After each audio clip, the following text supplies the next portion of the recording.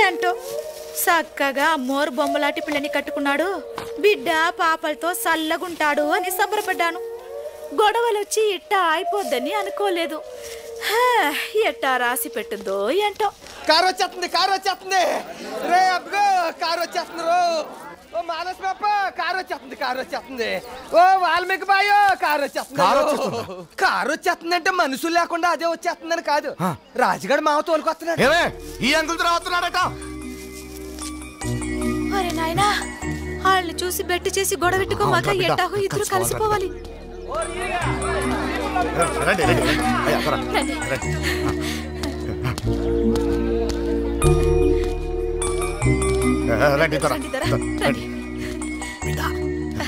దొరా కొంచెం పుట్టతేని గాని ముంచికాయ గాని. నాకు మీరేమి ఇవ్వక్కర్లేదు, నేనే మీ వాడికి ఇవ్వటానికి కొన్ని కాగితాలు తెచ్చాను. కాగితాలేంటి దొరా?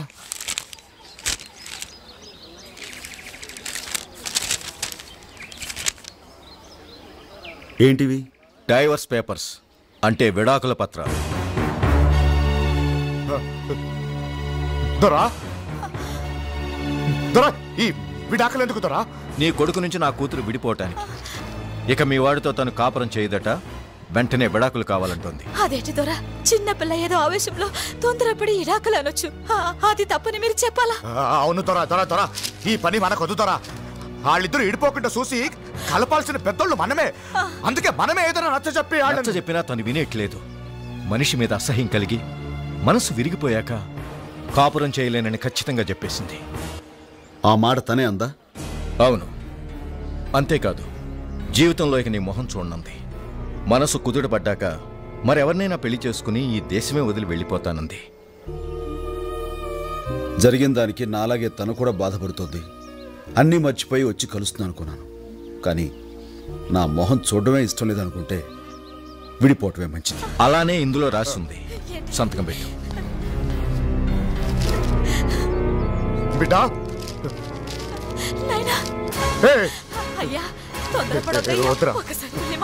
వద్దమ్మా, మనల్ని అక్కర్లేదనుకున్న వాళ్ళని మనం కావాలని కోరుకోవడం పొరపాటు.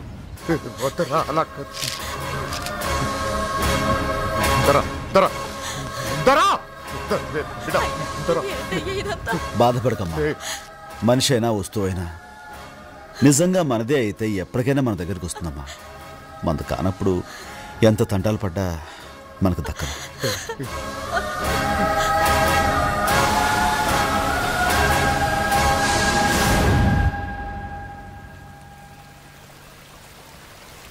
రాజన్న, నిజంగా మీ ఇద్దరు మహబ్బత్ షాదీ విడిపోవటం చూస్తుంటే ఏదో పెద్ద కథలా అనిపిస్తుంది.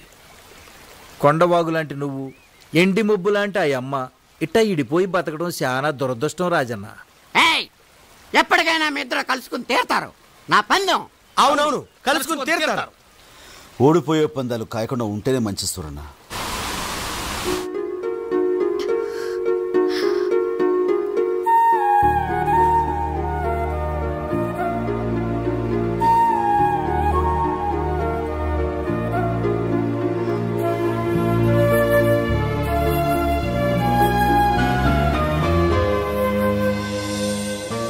కంగ్రాచులేషన్స్ ఐశ్వర్య, నీకు గుడ్ న్యూస్. నువ్వు తల్లివి కాబోతున్నావు.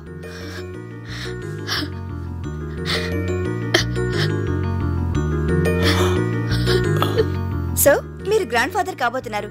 But one thing mister Rao, she's very weak. Mentally physically ఆవిడకి పూర్తి విశ్రాంతి కావాలి. మందులు పంపిస్తాను, రెగ్యులర్ గా వాడుతుండండి. Take care of her. Thank you doctor. వస్తానండి. వస్తాను ఐశ్వర్య.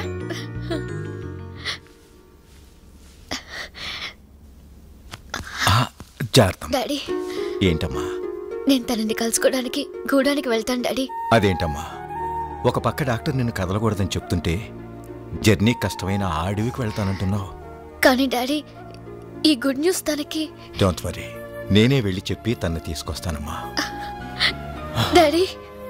అవునమ్మా, జరిగిన గొడవ కారణం నేనే గనుక నేనే వెళ్తాను. నా పొరపాటుకు మన్నించమని అడుగుతాను. అతన్ని ఎలాగైనా తీసుకొస్తాను. మీ ఇద్దరూ కలిసి ఉండటం కంటే కావాల్సిందేముందమ్మా నాకు? Thank you daddy. నేను ప్రెగ్నెంట్ అనే విషయం తెలిస్తే చాలు తన కోపం మర్చిపోయి పరిగెత్తుకుని వస్తాడు. తనకు పిల్లలంటే ప్రాణం డాడీ. నువ్వు వెంటనే బయలుదేరు. ఇప్పుడే బయలుదేరుతానమ్మా. ఏంటి నాన్న నువ్వు అనేది? అవునమ్మా, విడాకులు కావాలన్నాడు. నీతో కలిసి కాపురం చేయలేనన్నాడు. జీవితంలో ఇక నీ మొహం కూడా తను చూడనన్నాడు.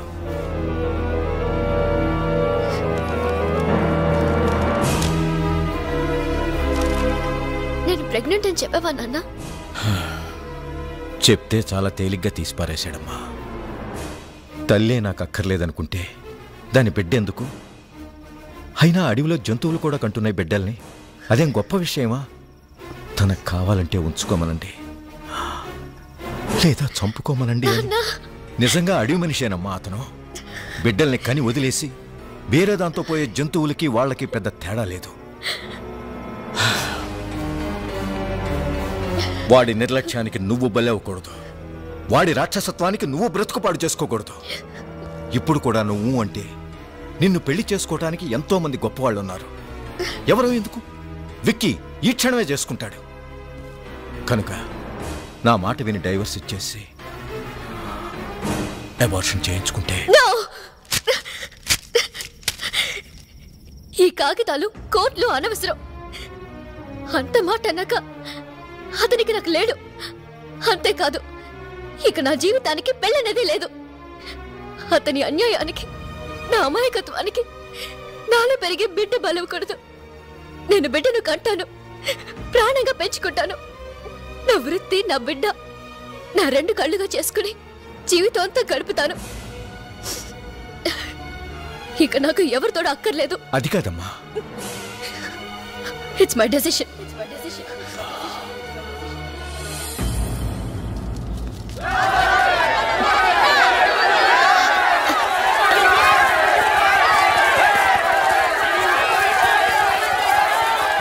ఏంటి గొడవ? ఏం జరిగింది? శివంగి సావటానికి ఎట్టో దూకేసిందమ్మా. ఏంటి?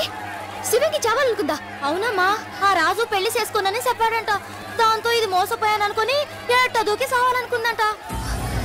ఎన్ని ఆడ బ్రతుకులకి అన్యాయం చేస్తావు రాజు. ఇక నీ విషయంలో ఊరుకోకూడదు.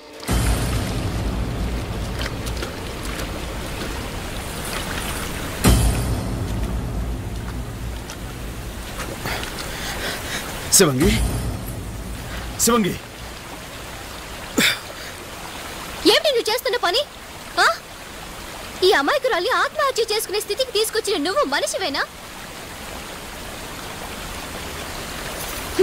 చెయ్యాల్సింది చేసి ఇప్పుడు మంచివాడిలాగా, మహానుభావుడిలాగా దాన్ని బతికించాలని చూస్తున్నావా? ప్రేమ, పెళ్లి అని కబుర్లు చెప్పి ఎంతమందికి అన్యాయం చేయాలని చూస్తావు? శివంగి, ఎందుకు ఇలా చేసావు? అమ్మగారు, నీకు అన్యాయం చేసిన ఇతన్ని వదిలిపెట్టేది లేదు. ఇతని చేత నీ మెళ్ళో తాళి నేను కట్టిస్తాను. రాజ్ చేత నాకు తాళి కట్టిస్తారా? చాలా తప్పమ్మ గారు. అదేంటి శివంగి, నిన్ను చేసుకుంటానని మోసం చేసింది ఈ రాజు కాదమ్మా. మరి రాజు రాజు అని చెప్పా? అడు పోతురాజు. పోతురాజు?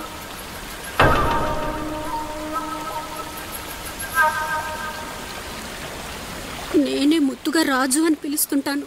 రాజన్నా, ఇడిగో పోతురాజుని అట్టుకొచ్చాం. ఏంటి? ఏమైంది? ఆ సచ్చినోడిని ఇంకో దెబ్బ కొట్టు. దేనికి రాజన్న కొడుతున్నావు? దేనికేమిట్రా? ఇన్నాళ్ళు దాన్ని ప్రేమించి ఇప్పుడు మనవాడని చెప్తావరా? దాంతో ఏటో దూకి సాగుపోయింది. సాగుపోయిందా? పోసిన బంగారు కోడి పెట్ట నిజంగానే నీటిలో దూకేసావా? నువ్వు చచ్చిపోతే నేనేమైపోతానే? బుద్ధి ముందేమైందిరా? అట్టా అడుగు. దేనికిరా మనవాడన్నా? అదా, అదే దానికి నా మీద ప్రేమలో ఎంతుందో తెలుసుకుందామని మనువాణని చిన్న పరిచి పెట్టా. అది నిజంగా నీటిలో దూకుతే నాకే తెలుసు. నువ్వు అనన్నా దీని కూడా ఇంతగా పెట్టడు ముహూర్తం రేపే అమ్మవారి గుళ్ళో పెళ్ళి.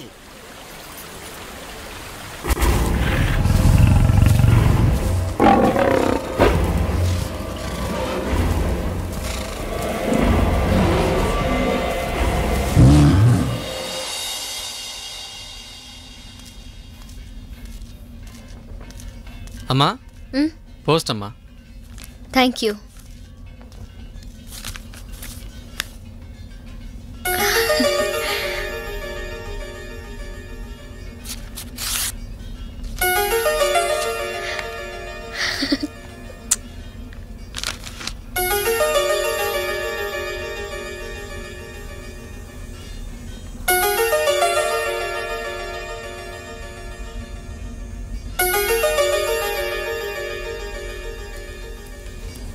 మేడం 4 పిల్లల దగ్గర సూపర్వైజర్కి యాక్సిడెంట్ అయింది. అలాగా, పదండి.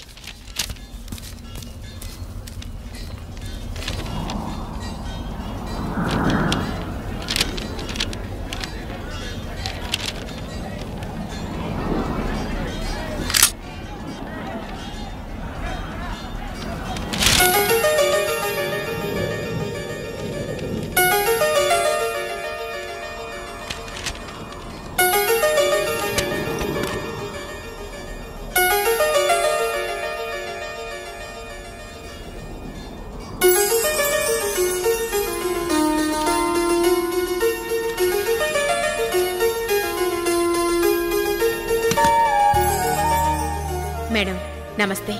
మీకు లెటర్ రాయడానికి కారణం మీ పాప.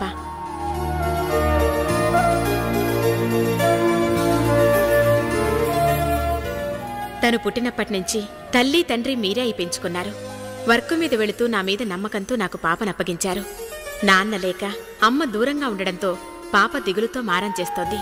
మాలాంటి ఆయాలెంతమందున్నా అమ్మ గుర్తుకు రావడం సహజం కదా మేడం.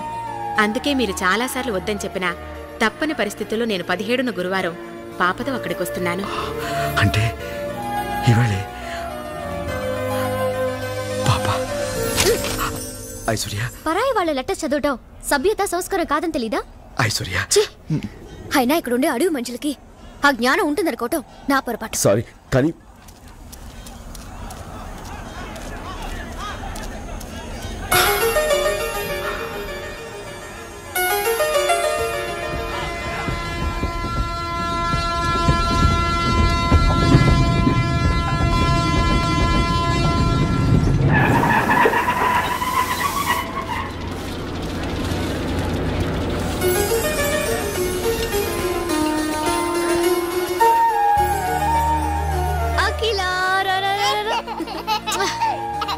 Good girl. ఏంటమ్మా?